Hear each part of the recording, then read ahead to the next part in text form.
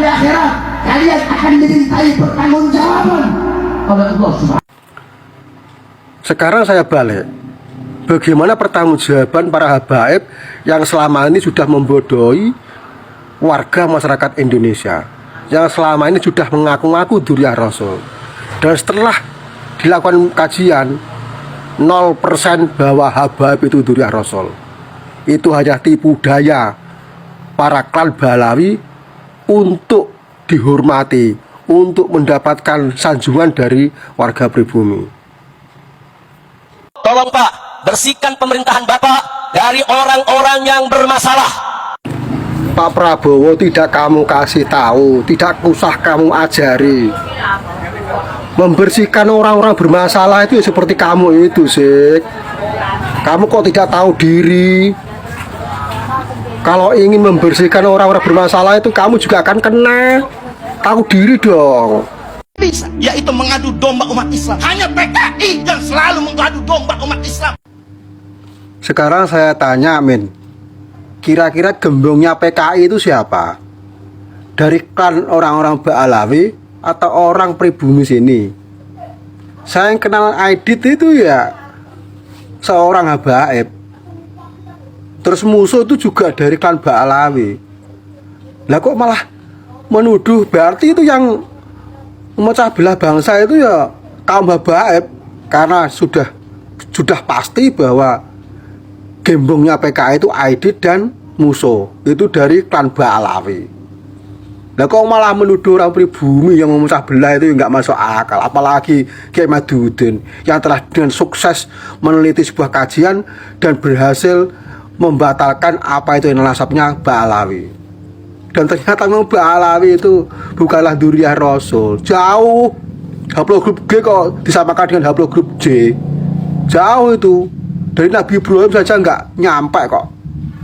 Apalagi sampai Rasulullah Nabi Muhammad SAW. Mustahil itu kalau keturunan Nabi. Lambang negara Garuda, siapa yang buat? Al-Habib Asy-Syarif Hamid Al-Ghadri dari. Setahun yang lalu Anda boleh berkata seperti itu. Tapi di pemerintahan Pak Prabowo ini, sekali bilang seperti itu, pasti akan bermasalah. Anda nanti akan pulang ke Yaman. Silahkan kembali ke Hadramut sana. Karena tidak satu pun habaib di Indonesia ini yang punya jasa untuk pemerintahan Indonesia. Tidak punya jasa membela kemerdekaan Indonesia. Sampai menciptakan lagu, itu lagu yang mana? Nah, cuma ngaku-ngaku saja saya bisa. Sudah ngaku cucu Nabi nggak terkonfirmasi, tidak ada bukti. Ini ngaku-ngaku perjuangan Republik Indonesia. Satu jawabannya, saudara-saudara. Karena di dalam tubuh kami mengalir darah suci Rasulullah. Di dalam tubuh kami mengalir darah-darah pejuang, mengalir darah-darah keberanian. Kakek-kakek kami sudah biasa dibunuh. Dia merasa mulia, bapak menengaku sebagai cucu Nabi. Waduh, berat ini Pak. Di dalam tubuh saya mengalir darah Rasulullah. Ini kok raisin lho. Kok raisin bapak-bapak secara jabatan itu bapak jenderal, anaknya Hansip lho, kuwi dadi Hansip iki lho kok bangga. Lek awakmu iki yo jenderal pisan, bangga gak apa-apa.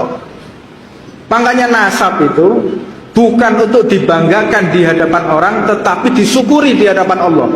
Nggak ada urusan. Gara-gara masalah ini saya dicaci maki, dihina-hina, difitnah sedemikian rupa. Bagi saya, saudara, nggak peduli dicaci maki, dihina, difitnah, kecil ketimbang membiarkan umat dipecah belah, saudara.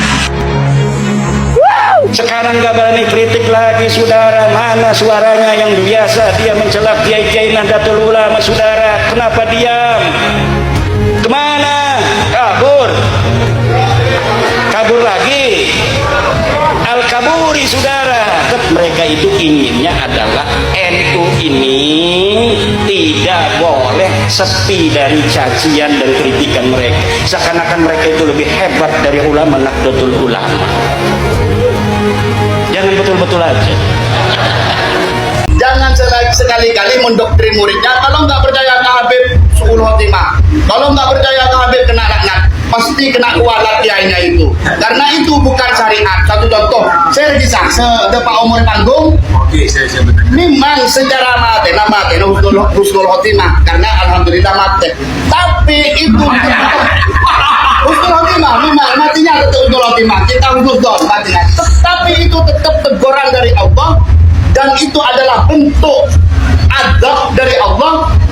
Doktrin anu na ikut tuh muta seperti saya coba mentro awal dore ke panggung muta mati di tidak ingat bisa dore tentang ibu muta mati panggung karena itu tidak boleh intervensi ke murid mau partajo atau muta partajo terserah Pansuruh partajo untuk Zulkifli sampai suruh partajo keturunan Nabi kok ngenyek. Mungkin Habib dan Kiai yang selalu menghujat presiden, menghujat keberadaan NKRI, sing kurang ini ora aman. Jadi sing ulama-ulama dipersekusi sapa, sing merkusiki sapa? Nggih? Dikriminalisasi, sing kriminal kalau ulama ki ya sapa?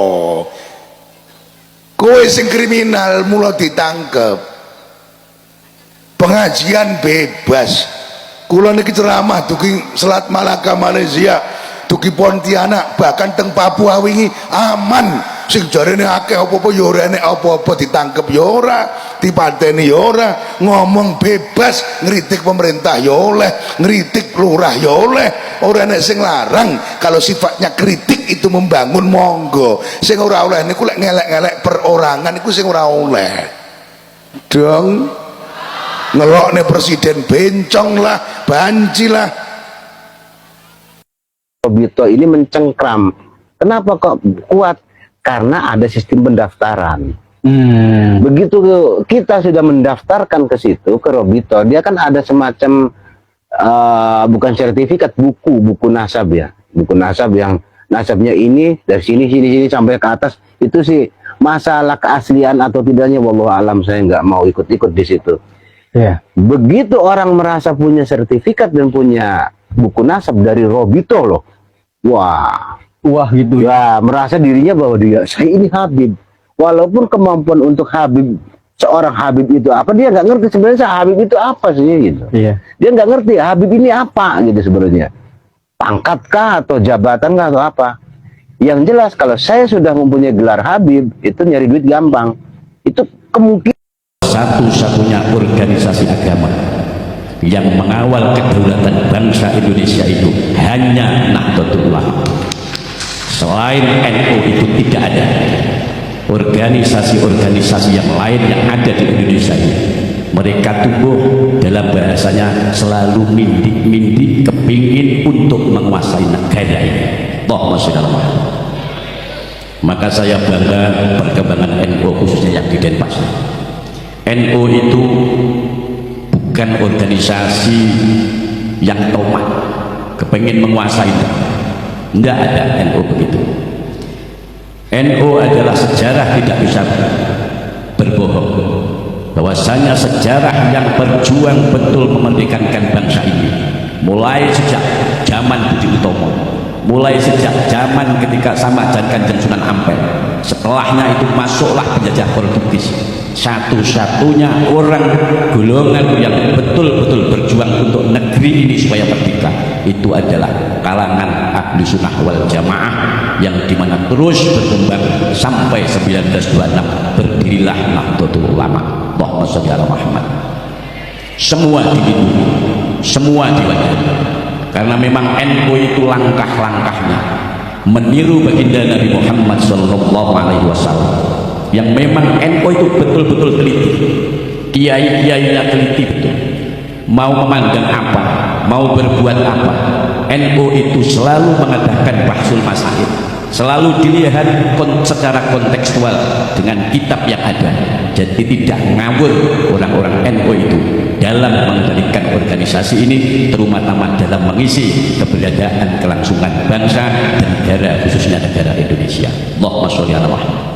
Moderasi agama, saking NU ini bagaimana menjaga kedaulatan, tidak mau menyebut malah sampai-sampai walaupun di situ ada kata-kata qul ya ayyuhal kafirun, muradnya oleh NU supaya lebih tasamuh disebutnya mereka-mereka yang tidak seagama itu adalah disebut non muslim. Ya enggak? Ini bukti NU menjaga keberagaman. NU bisa diterima di mana-mana. NU tidak eksklusif, makanya disebut NU dalam moderasi agama. Di dunia mengetahui, bahkan disebut Islam kita ini ya sebagai orang Nusantara. Maka kalau sebagai orang Nusantara, jagalah Nusantara ini dari rongrongan orang-orang yang ingin membuat kisruh di negara kita. Allahumma sholli ala Muhammad. Kita hargai yang mereka. Kalau mereka itu sama seagama dengan kita, mereka pendatang dari luar, ya kita anggap innamal mu'minuna ikhwah. Sesungguhnya orang yang beriman itu ikhwah, saudara. Al muslimu akhul muslim, saudara. Tapi kalau mencoba-coba untuk merongrong negara ini, maka NU harus nahdah, bangkit. Walaupun akhir-akhir ini yang di atas tenang-tenang saja, yang di atas tidak menyatu, akar rumput ini yang tidak kuat, mulai dari ranting MBC, PC yang akhir-akhir ini bangkit, merasakan keprihatinan atas situasi negara ini yang dimana kudu dirongrongai sama orang-orang yang mengatasnamakan agama dengan berjubel agama. Allahumma sholli ala Muhammad. Maka daripada itu saya berharap jangan mudah kalian itu kesengsem istidraj dengan penampilan seseorang, penampilan golongan yang golongan itu sebenarnya memiliki rencana ke depan. Anda tahu sendirilah bagaimana PRRI itu. Anda tahu sendirilah bagaimana komunis Madiun yang dipimpin Musso itu adalah namanya Musso Al-Munawwar. Loh yang ini dia mereka juga pendatang dari Yaman. Kemudian konfrontasi PKI tahun 65. Siapa itu pemimpinnya? Dia adalah Dipa Nusantara Ahmad Al-Aidin. Dia seorang itu yang mereka semua merorong negara, yang mereka modus operandinya lagi-lagi masuk ke kalangan kaum pribumi. Bagaimana mereka yang diadu adalah kita. Akhir-akhir ini modus operandi mereka hampir sama. Targetnya apa? Sama. Targetnya adalah negeri ini yang paling prihatin untuk menjaga kedaulatan negara ini tidak lain adalah Nahdlatul Ulama. Allahumma sholli ala Muhammad. Maka saya pesankan, ya alhamdulillah perkembangan ini. Polemik yang akhir-akhir ini adalah menjadi keprihatinan kita bersama. Hubbi ahli baiti, cinta kepada ahli baitku. Ini yang mau saya terangkan supaya jelas siapa ahli bait itu. Cinta kepada ahli bait, keluarga Nabi. Siapa keluarga Nabi? Ditanyakan. Ini ada di dalam kitab Sahih Bukhari. Ya Rasulullah, wa man ahli baiti? Siapa orangnya ahli bait itu? Qala Rasulullah sallallahu alaihi wasallam. Dalam hadis itu juga beliau menjawab, yang disebut ahli bait keluarga Nabi itu adalah Aliun, Sayyidina Ali, wa Fatimah dan Fatimah, wa ibnahuma dan kedua anaknya Sayyidina Hasan dan Husain. Yang keluarga yang lain itu bukan ahli bait. Ahli bait itu cuma 5. Nabi Muhammad sendiri, Sayyidina Ali, Sayyidah Fatimah, Hasan dan Husain.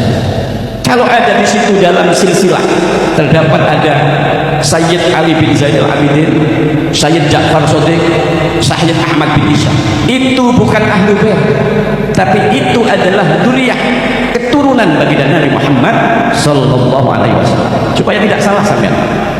Jadi ini harus dijelaskan kepada umat yang akhir-akhir ini dibelokkan oleh ahli belok ini sejarah. Sejarah dibelok, kuburan-kuburan yang dipalsu. Wah ini terus piye gitu istilah cara. Negara ini yang memerdekakan bukan mereka, dipalsu juga. Ya enggak? Pernah mendengarkan? NU yang mengawal, yang sadar, yang khawatir itu adalah akar rumput NU. Yang di atas sana masih santai saja. Akhir-akhir ini mereka bersembunyi di balik pondok-pondok pesantren yang besar. Dulunya mereka mengharamkan perkawinannya, sekarang mereka agak beramai-ramai menikahkan anaknya dengan keluarga pondok pesantren yang besar. Peloso menjadi besannya, Lirboyo jadi besannya, Mbah Fakih Langitan jadi besannya. Padahal itu adalah strategi mereka. strategi mereka untuk melancarkan mereka, yang dimana lancarannya untuk bisa merekrut pecinta-pecinta, muhibin. Itu adalah strategi mereka. Toha dan kawan-kawan, jangan dibohongi. Saya ini sudah terasa kayak gini mulai dari tahun 95. Saya sudah terasa bahwa itu adalah strategi mereka. Mereka itu bukan ahli bait. Kalau ahli bait 5 itu Al-Quran dakwah, innama yuridullahu liyudhiba ankumur rijsa ahlal baiti wa yutahhirakum tathira. 5 orang ini yang disucikan oleh Allah, disucikan dari perbuatan-perbuatan yang buruk, dari hasud, dari perbuatan buruk. 5 orang selalu disucikan dengan akwal yang baik, tingkah laku yang mulia, bicara yang mulia. Tidak ada ahlul bait itu berteriak-teriak dengan mengatakan yang kotor-kotor, tidak ada. Seperti baginda Nabi, Sayyidina Ali, Sayyidah Fatimah, wa benahuma, dan 2 putra. Kalau yang lain-lain sekarang akhir-akhir ini mengaku ahlul bait, mereka bukan ahlul bait. Kabib itu bukan ahlul bait. Mereka ini adalah saudara kita yang beragama Islam, yang termasuk disebut muhajir, datangnya dari negeri yang lain, bukan dari negeri Arab Mekah, bukan dari negeri Arab Madinah. Kalau mereka mengaku kedatangannya di Indonesia itu mencetak para ulama-ulama, saya tanya yang ada ini, siapa yang pernah diajarkan oleh kabib-kabib itu? Siapa? Paling sampai ya alumni Blok Agung, alumni Al-Azhar Tugu, alumni Asabiyah Asembagus. Tidak ada satupun. Ya ada alumni dakwah. Tapi alumni dakwah saya berani ngetes, kalau apal alfiah di sini saya pengen tahu. Terima kasih buat teman-teman semua sudah nonton video ini dari awal sampai akhir, yang mana si bapak-bapak ini menghujat Habib Rizik, Habib Bahar, dan Habib Bindan serta Habib Novel ya, yang bercerita tentang cerita-cerita yang tidak jelas gitu ya teman-teman. Jadi Habib Rizik minta tolong kepada Presiden Prabowo untuk segera mendaftarkan warganya untuk perang ke Palestina, dan juga Habib Novel yang mana di situ meminta atau membahas Kiai Haji Imaduddin di acara ILC ya teman-teman, dan Habib Bindan juga yang dengan cerita halunya ya, Habib Bahar juga ya disemprot oleh bapak-bapak ini, dan juga ada Habib Hussein Bagil juga mengomentari tentang pernyataannya Habib Bahar yang mengatakan di dalam tubuh kami mengalir Rasulullah, apakah tidak malu katanya ya. Dan ada pendapat-pendapat dari ulama-ulama yang lain ya yang juga mengomentari tentang para habaib yang ada di Indonesia ini ya teman-teman. Oke, terima kasih buat teman-teman semua, semoga video ini bermanfaat dan sampai jumpa di video selanjutnya.